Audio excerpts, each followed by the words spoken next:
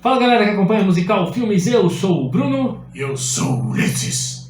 Ulisses seguindo nessa onda no ar. No último episódio a gente falou, aliás, eu tô tão no ar que eu tô de Batman. Agora eu não reparei que eu tô de Batman. Olha só, hein? Faz sentido, tem a ver com o tema também. A gente falou no último episódio sobre O Corvo, né? Um filme que tem uma história trágica por trás. E agora a gente vai trazer um filme bem obscuro, só que tem um ator principal que tem uma história trágica na vida pessoal dele, agora recentemente. A gente está hoje aqui para falar sobre o filme O Sombra, The Shadow, de 1994. Ulisses, a gente também falou no Darkman sobre esse personagem, que foi uma das inspirações para o Darkman, né? Na realidade, o Sam Raimi queria fazer esse filme, né? Queria fazer esse personagem e não pôde. E ele criou um personagem com elementos desse cara e de outras coisas, né? Então, Ulisses, quem é o Sombra? O Sombra, ele é um personagem que surgiu antes mesmo de ser popularizado nos quadrinhos, né? Tem muito a ver com... O brasileiro conhece o Sombra, principalmente o pessoal dos anos 90 pra cá, com aquele do Ratinho, que é vai, Sombra! Aê, Ratinho! É exatamente esta a origem do Sombra. O Sombra surgiu na rádio. Sim. Na época das radionovelas existia um programa e uma revista, tipo a minha colinha do Sombra. A revista que tinha na época chamava-se Detective Story Magazine, da Street Smith. Histórias de detetive. Isso, e eles estavam patrocinando um programa de televisão chamado Story Hour, né? A hora da história. A hora da história.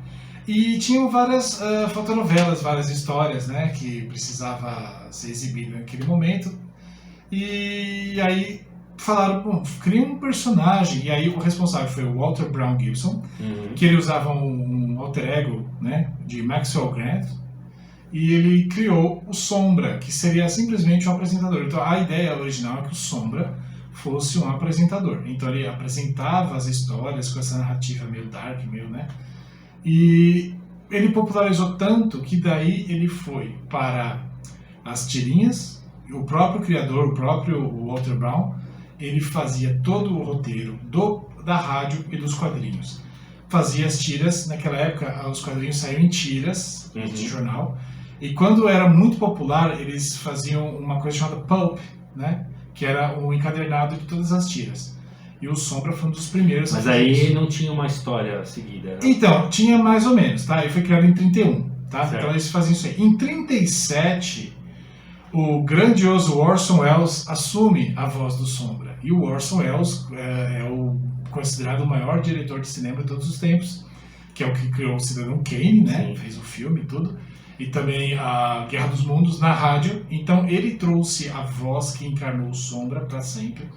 E a risada, que o Sombra é um cara que ele chega, antes de ele chegar, o pessoal começa a ouvir já. E aí o bandido fica meio desesperado, meu Deus, não se dá. Né? E aí ele criou as frases: o crime não compensa, o Sombra nunca falha, as sementes do mal geram frutos amargos, e a principal de todas, que é o Sombra sabe. Tipo, essa frase foi... E aí surgiu os quadrinhos, o pessoal comprava, o criador ele fazia 2 histórias por mês, né? Aliás, perdão, 2 por mês, ele fazia quinzenal. O cara chegava a fazer 24 quadrinhos por ano, alguns especiais, a tira de jornal, ele fazia o roteiro para a rádio, e o personagem ficou popular assim até os anos 40, 50, nos anos 60 ele deu uma queda, deu uma quedinha. E aí nos anos começou a aparecer esses outros personagens. Isso, o Sombra, por causa dessa atmosfera dele no ar, sombrio, seria o herói, já causa medo, ele deu origem a muitos personagens, como o Batman, principalmente o Batman, o Besouro Verde, o Doc Savage e entre outros aí. Esse Doc Savage, ele acabou também inspirado no Sombra, criando uma coisa que o americano usa até hoje, em toda a narrativa dele de histórias de herói, que são os 3 atos, que a gente vê até no cinema hoje em dia, que é o primeiro ato tem as intrigas e a origem do herói. O segundo ato, as intrigas, a origem do vilão e dos coadjuvantes, né? A apresentação. E o terceiro ato, que é a conclusão da história. Então, isso se tornou uma narrativa que veio dos quadrinhos, veio do Doc Savage, e hoje em dia o cinema utiliza até agora. Certo. Para concluir essa parte dos quadrinhos, né, então acontece, nos anos 70, a DC Comics adquire os direitos, que são esses quadrinhos que estão aqui, né? A DC Comics relança o Sombra, e o que acontece? O próprio criador, que usava um pseudônimo, né, Maxwell Grath, ele não explicou por que ele deu duas origens para o Sombra. A do rádio era um e a do quadrinho era outro, que é o que o cinema desse filme de hoje vai abordar, né? Quando eu assisti, eu não sabia direito, inclusive está na Netflix, né? Acho que aparentemente, ou estava até o ano passado. Estava, mas não está mais, tiraram. Eu acho que da treta do... Eu não sabia que tinha esse quê meio sobrenatural. Eu achei que ele era tipo um Zorro, assim, entendeu? Então, inclusive tem um pouco da atmosfera do Zorro, né? Porque é um personagem com chapéu, né? O chapéu, o milionário que... Milionário, tá? Finge que não sabe de nada e acaba combatendo o crime. Só que ele tem essa atmosfera porque ele é uma sombra mesmo. Isso, né? A questão é o seguinte, que o que difere ele da maioria dos heróis que surgiram a partir dele é que o Sombra ele é meio sacana. O Sombra não é bonzinho. Sim, ele é um anti-herói. Ele é um anti-herói. Ele mata, ele pune mesmo o vilão, dá risada quando faz isso. E cada pessoa que ele salva, ele recruta como um agente e a pessoa não pode dizer não. E em 94 foi lançado esse filme que a gente vai falar hoje. O filme The Shadow, o Sombra, que tem um elenco, cara, que tem uns caras grandes aí nesse elenco, né? Tem. O Alec Baldwin, né, que é o personagem que faz o link com o episódio anterior, que infelizmente tem uma história recente de um acidente no set de gravações, onde ele infelizmente matou uma pessoa ali da equipe, né, uma mulher da equipe, com a arma, né, a arma de cenografia, que acabou disparando um projétil de verdade, matando a moça, né, igual aconteceu com o Brandon Lee no episódio do Corvo. E o Alec Baldwin é o personagem principal, que é o Lamont. Ele Lamont Creston. Eu pensei que ele era francês, Lamont Creston. Creston. Que é o Sombra. E eles também chamam ele de Inco no filme. Isso. Nem o nome do quadrinho, é Inco. Entendi. É um outro nome. E aí a gente tem também, como pessoas grandes aí, nós temos o Tim Curry. Tim Curry tá lá nesse filme. Tá de capanga. Tim Curry, pra quem não conhece, o personagem clássico dele também, que é do Stephen King, é o It, né? O Coisa, antes de ser esse novo. Ele é o Tim Curry, o palhaço assassino. Fantástico ator também, é um ator bem caricato do Rocky Horror Show lá. Né? Rocky Horror Show e também a lenda, o Lord of Darkness, Lord of Escuridão. Esquecendo de Mim, ele é o mordomo lá. Então a galera lembra dele. É um cara que tem uma fisionomia bem peculiar e todo mundo lembra dele. Tem o Peter Boyle também, que é famoso, esse ator, o Peter Boyle é famoso. É o taxista? É o taxista. Ele é bom, ele é muito bom. Ele fez um filme com o Michael Keaton uns anos. A Margot Lane é feita por uma atriz que é a Penelope Ann Miller, que na época dos anos 90 ela tinha bastante papéis assim, mas é a donzela em perigo, né? Mas nesse filme ela tem que... É bem datado também, né? Sim, mas apesar do filme se passar numa atmosfera dos 30 anos 40, a personagem dela tem bastante relevância pra história. Sim. Tem bastante relevância. E não vamos deixar de falar de Sir, na época acho que não era Sir, mas era Sir Ian McClane, que é o grande Magneto e o grande Gandalf. You shall not pass! Que faz ele é o pai dela, né? É o pai, Dr. Reinhard Lane. Então você fala, cara, olha só, você tem o Alec Baldwin, que é grande, você tem o ele era galã naquela época, ele tava no auge. Você tem o Ian McClane, que é um Sir, e o cara é um dos atores mais famosos e conceituados do mundo, fazendo um filme que, na boa, cara, acho que ninguém faria. Ninguém faria, porque assim, o Alec Baldwin topar fazer o Sombra foi depois dos dois primeiros Batman, mas foi antes do Val Kilmer entrar na franquia do Batman. Foi um ano antes do Batman inteiramente. Então, os filmes de herói naquela época era muito mal visto. Tipo, o ator bom fazer um filme de herói era decadência. E o cara topou, assim, pra época. Uma coisa também, o John Lone, que faz o Shivan Khan, que é o vilão, ele parece o Mr. M. Você já reparou coisa desse parece? Ele é chinês, mas ele parece o Mr. M. Ele não parece tanto chinês assim. Não, ele parece latino. E tem dois chineses que, bem no comecinho do filme, que são os chineses de sempre. Eu sempre falo que são os chineses de sempre. Nos anos 80, anos 90, era sempre os mesmos. Caras, sempre os mesmos no começo. Então, esse filme, como eu falei, ele tem muito do Batman. Inclusive, a trilha sonora tem um quê Lembra muito. do Danny Elfman. Não, eu cheguei a pesquisar, porque eu achei que era o Danny Elfman, era muito mas é parecido. bem um quê da trilha sonora tem. E tem várias coisas, né, que esse filme vai. A história, então, é aquela história meio parecida com a do Zorro. Ele é um milionário, né, que é o nome dele mesmo. Ó, é o... Opa, é isso. Lamont Cranston, igual o Bryan Cranston, pra quem é fã Bryan do... Cranston. Tem poderes ocultos que se torna que ele ouve, tem vozes, tem uma hora que ele tá dormindo assim, com o uísque na mão, aí vem as vozes falando. Ele se torna esse vigilante, o Sombra, e ele quer impedir o cara do mal, que é o John Lone, que é o... É o descendente do Gengis Khan, ele se autodenomina Shiwan Khan. Isso. E esse cara quer detonar a bomba atômica para dominar o mundo. Ele chama Putin. O nome dele é Putin. Bem parecido. Bom, ó, apesar de hoje e também na época ser bem clichê, o filme ele segue a narrativa típica de uma aventura dos anos 40. Sim. Né? Anos 30, anos 40. Passa nessa época, né? Passa nessa época. Que era o comum daquela época, Sim. né? Então, e a atmosfera, inclusive, da cidade lembra um pouco Gotham. Lembra. Tem bastante coisa do Batman, assim. Então, cara. assim, a gente começa o filme com o Cranston vivendo numa região da Ásia. Ele deu uma de Brad Pitt e passou 7 anos no Tibete. Literalmente 7 anos no Tibete. E lá ele se tornou um dos grandes traficantes de ópio, né? E ele não diz se ele nasceu com esse poder, no filme não deixa claro. Se foi alguma coisa que ele foi atrás e encontrou, ou se ele foi treinado, não diz. Acontece que ele tinha um poder sobrenatural maligno das sombras, né, nele, a qual dava para ele poderes sobrenaturais de aparecer e desaparecer, né, por isso que ele chama de sombra, porque ele pode se projetar e quando ele está, digamos assim, com esse ser dentro dele controlando, a aparência dele muda. Né? O olho fica meio verde. O olho fica bem vermelho, aceso. Não, a capa é verde. A capa é verde. Na capa vermelha. Não, na capa do filme o olho é verde. Colocaram verde, mas o olho. Mas é que vai mudando, né? Com o olho bem aceso, o nariz bem projetado, típico do personagem mesmo, que ele tem o nariz bem projetado. Ele fica parecendo que ele tem, sei lá, uns 30 ou 40 anos a mais do que ele tem. Com a faixa, igual a gente aqui cobrindo o rosto, o chapéu, né?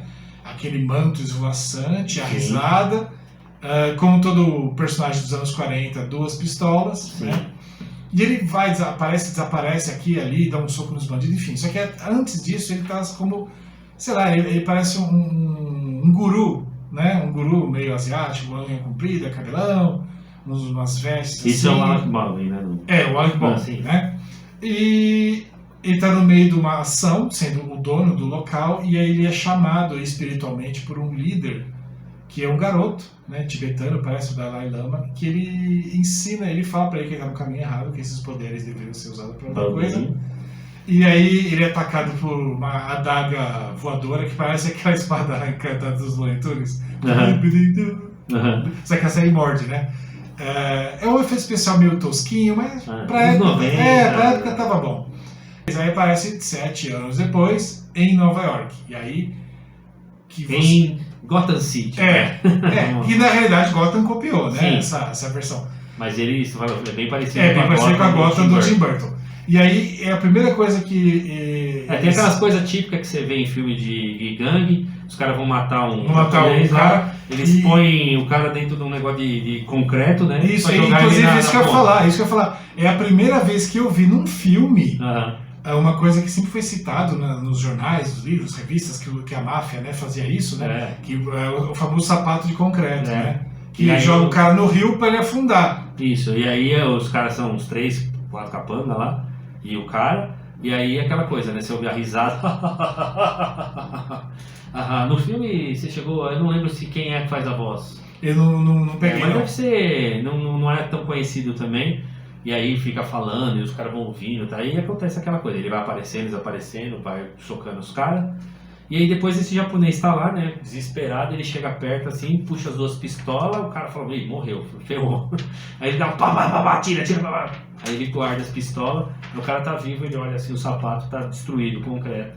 E aí que você falou, ele recruta esse cara E passa nisso a ser chega um um táxi, dos agentes dele. os dois entram, ele dá um código pro cara e fala, quando alguém disser pra você, agora eu não lembro qual que é a frase, acho que o dia tá estourado, mas o chão tá Tem aquela escorregadio. coisa de código Código secreto, igual a CIA fazia isso, nos anos exatamente. 40, anos 50. E aí o cara fica com essa mensagem, e o motorista do táxi é um dos ator, agentes. né, que é o Peter Boyle. Peter Boyle, que faz Moses, o nome dele é Moses. Isso, é Moses, Mo. Ele aparece lá num jantar, aí aparece o tio dele, que é um barra alívio cômico, barra serve pra ele se inteirar do que tá rolando, porque o cara é policial, meu comissário, e fala que vai. Tá cansado das coisas do Sombra, vai botar a polícia atrás dele, aí a tela dá uma escurecida, fica só um facho de luz nos olhos dele, bem marcante, Isso aquele acontece brilho. direto no filme. Aquele brilho, aí ele fala, você não vai procurar o Sombra, aí o tio, eu não vou procurar o Sombra, não. Aí você vê nesse momento, você vê nesse momento o controle mental. Uma coisa legal nesse filme é que cada coisinha que é mostrada, eles usam lá na frente, então o roteiro vai se emendando, né? Sim, e aí nesse momento entra a Margot e eles se conhecem. E aí o curioso é que já nesse momento ele começa a falar com ela, ela fala, obrigada, ele, do que? Você não elogiou meu vestido? Ele, não, ele tinha pensado. Então você percebe que a Margot lê pensamentos. Aliás, os dele pra ela é um livro aberto, e ele tenta controlar ela, tipo, você vai me esquecer, ela não quer te esquecer, tipo, ele não tem poder sobre ela. E aí, nisso, no museu da cidade, chega um sarcófago gigantesco, os caras fazem uns estudos, vê lá o metal, as gravações, nossa, isso aqui é de Gengis Khan, isso aqui lá, e abre, assim que abre, aí surge o vilão, né? Aí também tem um controle mental, então você percebe que seria praticamente os dois iguais, né? E ele... o arqui-inimigo. E ele é o principal vilão desse personagem, desse ator, desse personagem. Nem tanto, que o Sombra, na realidade, ele não tem, assim, bem um vilão, né? Entendi. Eu achei que era ele. Não tem bem, assim, um vilão, não é uma coisa assim... Mas é legal você pensar que é como se fosse, talvez, exatamente o oposto, né? Isso, tem mais ou menos os mesmos poderes, né? Ele então, daí tem, fazer a parceria. eles têm, vamos dizer assim, eles têm a história do Sombra vem de lá, do passado. Junto com o Gengis Khan. Isso, então, é uma coisa a ver, porque... Só que o filme não aborda essa parte ele dá origem, a entender, né, que o cara, ele fala que ele é descendente de Gengis Khan, e ele estudou o ataque do Inco, né, numa tribo, para não sei o que lá. Aí, beleza, aí mostra depois o Ian McKellen, que é o doutor, que está trabalhando uma coisa meio maluca lá, que naquela época ninguém entendia muito de ciência, e a filha vai conversar com o pai, não sei o que, aí começa a falar sobre cor, e o pai fala que eu acho que o óculos dele é vermelho, mas era verde, aí ela falou, não pai, é vermelho aqui, mostra a camisa pra ele, que ele é meio daltônico, então trabalhar, ele fica meio doido. E o assistente dele é o Tim Curry. Sim, que é o cara que tá criando uma esfera. Tim Curry é Farley Clay, o nome dele. Na época ele também... Ele já tinha feito o It. Já tinha feito o It, o Lorde da Escuridão e também o American Horror Story. Na realidade... o Rock Horror Show. Isso, Rock Horror Show. E na realidade nessa época o Tim Curry ele fazia muita ponta. Sim, Porque eu não sei se foi em 93, um ano antes, ou se foi um ano depois, ele fez o Cardeal Richelieu nos Três Mosqueteiros, né? Então, ele então, aparecia ele faz assim, aquela cara que vilões, você fala, ele aí. Olha aquele cara ali, que você reconhece ele pelos olhos. Os olhão. E adiantando um pouquinho, assim, aquela coisa de luta do bem contra o mal, recrutando, aí o Sombra fala que não vai trabalhar com o cara... Tem sempre essa coisa também, o clichê do vilão. O vilão recrutar o herói. Porque ele vê um igual e fala, não, quero você comigo. Aí ele fala que não, beleza. Aí ele... mostra um lado bem carnavalesco do vilão, que gosta das roupas toda colorida, sim. umas coisas assim, os soldados dele muito... Porque ele é o imperador, sei lá, de uns 3 séculos atrás em relação ao filme. É o cara, então, que precisava de pompa, de estilo, disso aqui. Tanto que quando ele controla o doutor para fazer a bomba para ele, sim. O Tim Curry vai trabalhar voluntariamente, porque você fica pensando, peraí, esse cara não controla a mente? Por que quando ele está ameaçando o doutor, ele controla a mente, ele manda a menina matar o Sombra, ela chega lá no apartamento do Cranston, começa a atirar e aí cara descobre a identidade, peraí, eu tenho uma voz na cabeça falando para matar o Sombra, e eu cheguei aqui e só tem você, então você é o Sombra, né? E o Tim Curry ele ameaçava com a mão na garganta, peraí, por por que ele não controla mentalmente? Aí você vê que o cara, na verdade, ele se submeteu. Ele é voluntário. Então ele trata o cara como um deles, né? Sim. E aí eles conseguem montar tal bomba e ele faz uma exigência, assim, um valor bem barato para criminoso, mas estamos falando dos anos 30. Anos 30. 1 milhão naquela época era muita grana. Tipo, ninguém tinha para dar. Hoje em dia, 1 milhão, os caras fazem uma vaquinha online e conseguem.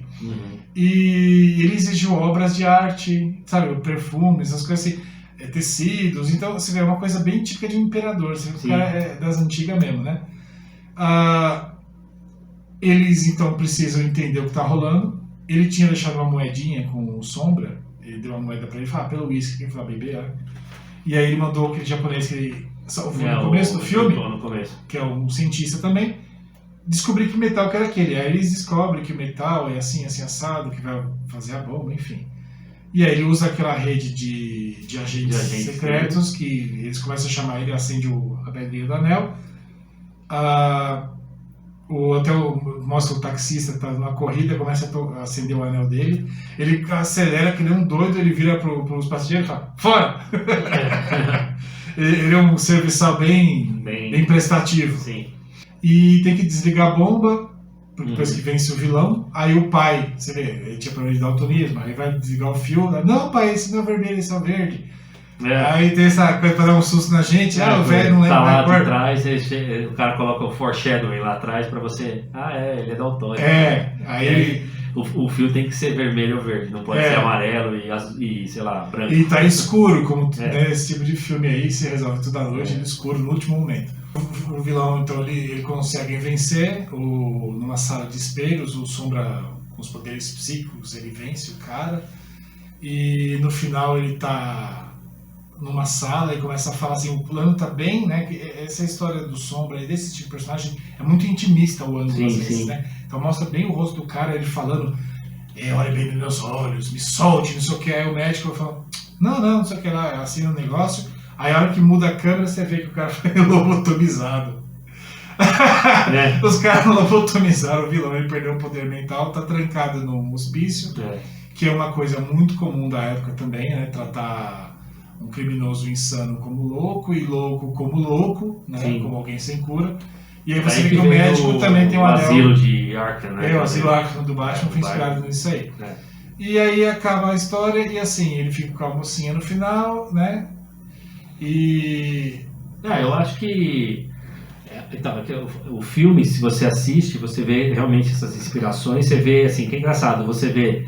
O filme se inspira muito no Batman do Tim Burton, mas o personagem Batman tem muita inspiração nesse personagem. É uma coisa muito recorrente no mundo dos quadrinhos, inclusive no cinema. A gente inclusive o Tim Burton conhecia esse personagem e também fez esse tipo de conotação mais no ar, porque ele sabia que o personagem Batman realmente também tinha sido inspirado nesse personagem, que é um personagem soturno, as ações acontecem na noite, até porque, apesar de ser o Sombra, que você imagina que a luz dali, a sombra, né, é uma sombra que aparece na noite, né? É uma sombra não é projetada, sólida, né? Não é projetada pela luz, né? Então, e se você, como a gente assistiu, a gente falou no episódio lá do Darkman, né? O visual do Darkman é inspirado nele, né? Total. Sobretudo o chapéu, só essa gola, né? Como se fosse uma gola, um pano, uma máscara assim, né? Que não tem essa inspiração. Então você vê, né? Que é um personagem que surgiu na rádio e é legal, né? Que a rádio é aquela coisa, o cara fala, é a mesma coisa que livro, né? A sua imaginação vai longe, né? E aí o cara falava, criava essa história e o cara vai imaginando como é que ele é. Ele é assim, o que ele pode fazer e tal. E vai criando isso aí. E ele inspirou tantos personagens depois, essa galera do noir, personagem soturno, tudo teve bastante inspiração nesse personagem Sombra, né? Só que o filme, acho que quase ninguém conhece, né? É muito... Então, tão obscuro. Eu acho engraçado que na época mesmo, eu vi os pôsteres, os cartazes, mas ele não ficou muito tempo no cinema, acho que foi, ou então veio direto pra vídeo, não sei, pouca gente assistiu, apesar de ter passado na televisão, que naquela época a TV aberta era a grande referência, né? Sim. Então acho que passou na Globo, ou SBT, um dos dois, E Mas- tava na Netflix até o ano passado. Você Tava. tava gravando esse vídeo em 2022 e em 2021 você tinha Tinha, na Netflix tinha. o Sombra. Tinha o Sombra. Eu lembro que eu até marquei na minha lista pra... Porque assim, eu tenho alguns filmes que eu gosto de marcar, Uhum. não pra assim, só filmes a assistir. Filme que eu já assisti eu gosto. Uhum. É como se fosse minha videoteca. Sim, Aí eu fui pesquisar pelo Sombra e não achei. não achou? Não Ele achei. saiu agora. Então eu acredito que depois do incidente com o Alec Baldwin, eles... Pode ser. Não sei se tem a ver com isso, mas esse filme não está mais na Netflix, mas está no YouTube. No YouTube você acha ele, dá pra Acha. assistir. no dublado. YouTube você tem duas versões. Você tem uma versão A versão que YouTube Lite. alguém gravou que tá Ah, no meio é. da tela. E tem a versão do YouTube versão. mesmo que você tem que pagar pra assistir.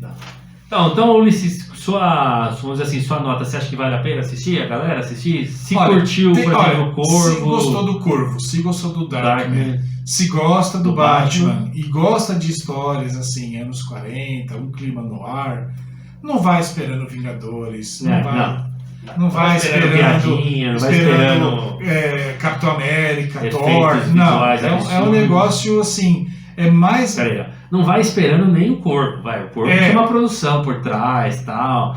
O Darkman, a máscara, a cara do Liam Neeson, esse é uma coisa mais... Você percebe que tem um orçamento um pouquinho inferior. É mais um filme de televisão mesmo, apesar de ter Sim. ido pro cinema e ter nomes que são grandes nomes, né? Mas não tem todo esse poder. Mas é assim, pra quem gosta da atmosfera, Exatamente. dessa atmosfera, vale a pena. Vale a pena. Mas mesmo assim, não é o melhor do... No ar. não é o melhor desse tipo. Mas assim, Então esse foi o Sombra de 1994, então vale a pena aí procurar no YouTube para assistir.